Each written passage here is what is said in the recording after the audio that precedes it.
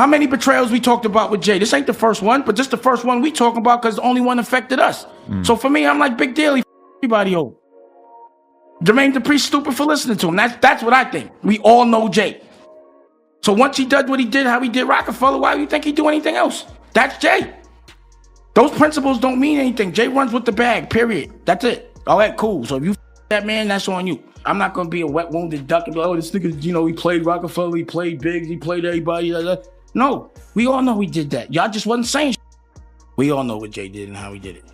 There is no more Rockefeller. Rockefeller was rolling. Is there a Rockefeller now? No. Who benefited from this? Him. So he went that way, the way where, he does things this way, and all his friends end up working for him. And I go this way where the people I love end up being my partners. But what I am mad about is I haven't seen a reasonable doubt royalty in like 10 years. I can say that. And I want to know what my... Yeah, I think in the beginning it's about you and your circle. Okay. Right? You take your circle, you got the people that grind with you every day and share your dreams and slept on the floor with you, and and then you make it out. And then you look and he's like, okay, what else? Right? What else? Like, how else can I be of service? You achieve these goals that you thought were, unattainable in the beginning, and you achieve them. And then you look around and you say, okay, how can we duplicate this? The reason we created Rock Nation was to be able to say, okay, this is all the information we gathered. Here it is, Rihanna.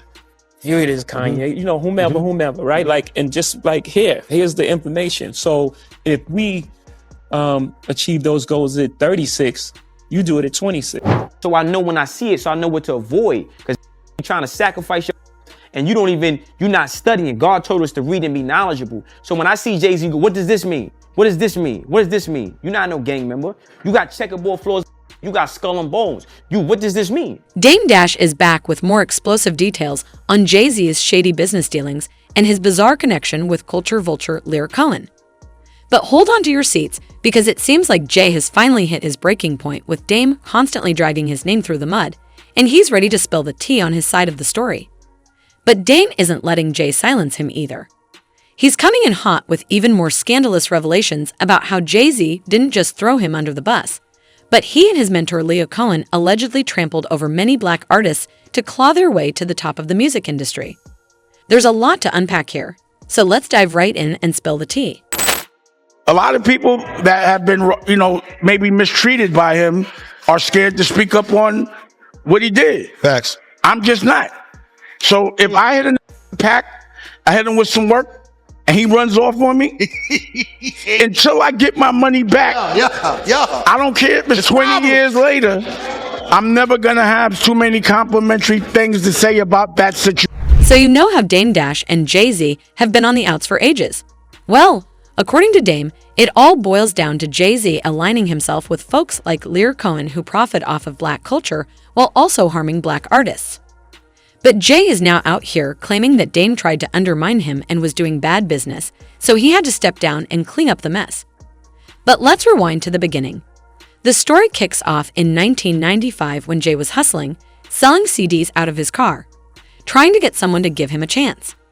After facing rejection from several major labels, Jay, along with his buddies Dame Dash and Kareem Bigsburg, decided to take matters into their own hands and launch their own indie label, Rockefeller Records. They quickly nailed down a distribution deal with Priority Records, and in 1996, Jay dropped his debut album Reasonable Doubt *. In the following years, Rockefeller, with Jay as its main act, teamed up with some of the hottest producers of the time, including Swizz Beatz, Timbaland, The 45 King, and Jermaine Dupri.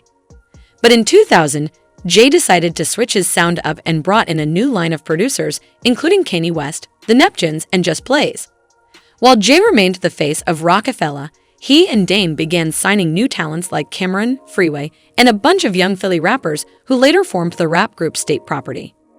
But by 2002, whispers started circulating about some tension between Jay and Dame, especially after Dame reportedly tried to appoint Cameron as vice president of Rockefeller while Jay was away on vacation.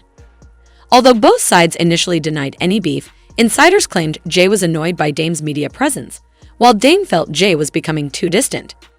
Here's how one of the original Rockefeller artists, Beanie Sigel, broke it down. From conversations that me and Jay had, Dame started being famous. You know, the camera. He fell victim to the camera. You know, you're liable to say anything. You could beat anybody. Or I think if Dame would have played the role as Kareem Burks did, Kareem, and just played the background and just handled the business correctly, maybe Rockefeller still would be, you know, the force that we was. And then, but on the second hand, I think Jay was growing. Mm-hmm. And in my eyes, at a certain point in time, I just think he felt, you know, it's time for me to go ahead and do my own thing. We made enough money together. Anyway, by 2004, rumors about Rockefeller closing reached a boiling point. But Dame kept shutting down these rumors. He told MTV at the time, "All that is paperwork will never break up. It's Rockefeller for life. I would never pass the torch or leave any of my artists. I look at them like my family, almost like my children. I would never leave them with anybody else." But little did Dame know that Jay had already decided the torch would be passed regardless. He dropped a bombshell that he would succeed Lyor Cohen as the president of Def Jam and that Def Jam would buy the other half of Rockefeller. C, J, Dame, and Biggs had already sold half of Rockefeller to Def Jam in 1997 for a reported $1.5 million. And then 7 years later, in 2004, Def Jam bought the other half for $10 million and appointed Jay as the CEO in a deal that allowed him to continue to run Rockefeller. Now you got to give it to Jay because that was a pretty nice business move.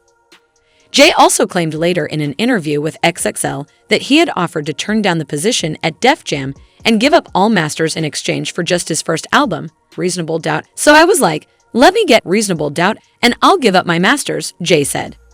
"I'll give up Rockefeller. I'll give up president and CEO of Def Jam, everything. Just give me my baby to hold on to so 10 years down the line, I can look back and I got something. I'm not empty-handed, and I was the one being offered everything. I thought it was more than fair. And when that was turned down, I had to make a choice. I'll leave that for the people to say what choice they would have made. That's about it. I don't really want to talk about Dame or Biggs. I don't have nothing negative to say about them. We all bosses, but there's only one presidential suite," Jay added. "If we in a hotel, somebody got to move to another hotel." But when approached for comment, Dame and Biggs told XXL they were disappointed that Jay kept the Rockefeller name, and they claimed he tried to use it as a bargaining chip to win full ownership of the masters to Reasonable Doubt the one album they released before partnering with Def Jam. So after they sold their remaining shares in Rockefeller, Dame and Biggs started their own labels. But the drama didn't end there because every Rockefeller artist had to choose which label they wanted to join, and some of them started publicly dissing Jay. Take Cameron, for example. He wasted no time in siding with Dame's label, Dash Music Group, and he claimed that Jay prevented him from taking on the role of vice president. But that's not all. In 2005, Cameron was shot during a botched carjacking, and he later alleged in the song You Gotta Love It, featuring Max B, that he saw the shooter throw up Jay's signature diamond hand signal before Cam was fired. Now, as for Dame, he felt some type of way about Jay's sneaky business moves because Jay always used to talk about how Rockefeller is family, and Dame actually believed him. But there's another reason Dame felt Jay betrayed the family. See, Dame felt like Jay had conspired with the culture vulture Lyor Cohen and allowed him to come between them. Dame later claimed that people like Lyor Cohen often use the divide and conquer strategy to start beef between black muggles and turn them against each other because the last thing they want is for all black muggles and CEOs to be united and to work together. My beef was with Lyor because I think he's a fake CEO and I think he's fronting on my culture, but he can't front on anybody else from the violence and not bringing, like, you know what I mean? It was like they have people that their job is to create beef so that they can monetize it. Pause. In another interview, Dame alleged that Lyor tried to turn him against a fellow black artist, and he also claimed that he regularly disrespected black folks at Rockefeller. I first got with Lyor, the first thing he did was try to make me have a beef with another black person on his behalf. And I was like, he's like, you with me, right? If you with me, then you got to go to war with me. Oh, I got a lot of beefs on the street. You gonna go to war with me? Let's not do that. So there would be times that he would be saying things, and like I'd be with like Beanie Siegel or something, and he'd say something that was so offensive, unknowing, unconsciously, just demeaning. And Beanie would be ready to knock him out, and I'd have to be like, I'd have to bark on him so Beanie didn't do nothing to him. You understand? I'd be like, I got it, don't worry. Like, he was just an offensive person. What he couldn't understand about me is that I could have white people working for me. Because he thinks black people could only have black people working for him. So when I would walk in and have anybody white in my staff, he'd go to the side and go, are you okay? You let me know if they're treating you wrong. Blink twice. I swear to God he did that. Believe it or not, that's not even the worst thing Lyor said. When Lyor appeared on The Breakfast Club in 2018, he flat out admitted that he deliberately signed artists to promote substance culture, even though he's aware of the devastating impact of the opioid crisis.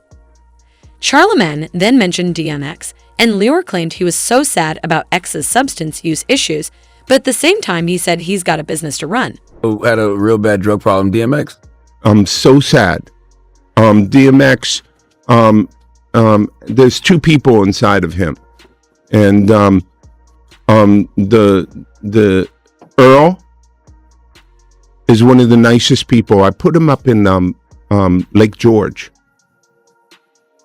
Earl loved being silent with a fishing pole. You not. Mm-hmm. He just would stay on that dock hours and hours and hours and hours.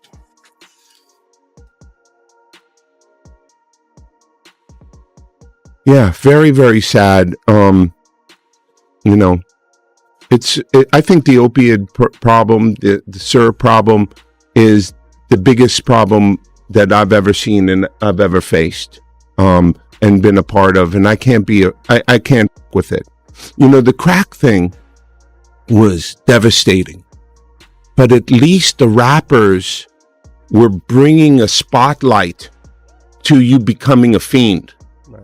Okay. And I thought that spotlight, head crack, helped, even though it was harsh and really really rough, particularly on women. But I think it helped change the course of the crack epidemic. I don't know what's this opioid thing, man. But being a crackhead wasn't cool back then. Being a crackhead wasn't cool. Now they seem like they're making it cool to be drinking lean and syrup, and it's the most dangerous. It's the most dangerous thing that's facing our society. Are you so why sign an artist that would promote that? Because I already answered that question. You weren't paying attention. She asked me talent or issues, and I said talent. But I have to. I can't give up on people. Don't you think that's hypocritical though? You're saying it's opportunistic. Yeah. I got people to feed. I got a business to run. You're gonna make Dame Dash take this clip and call you a culture vulture.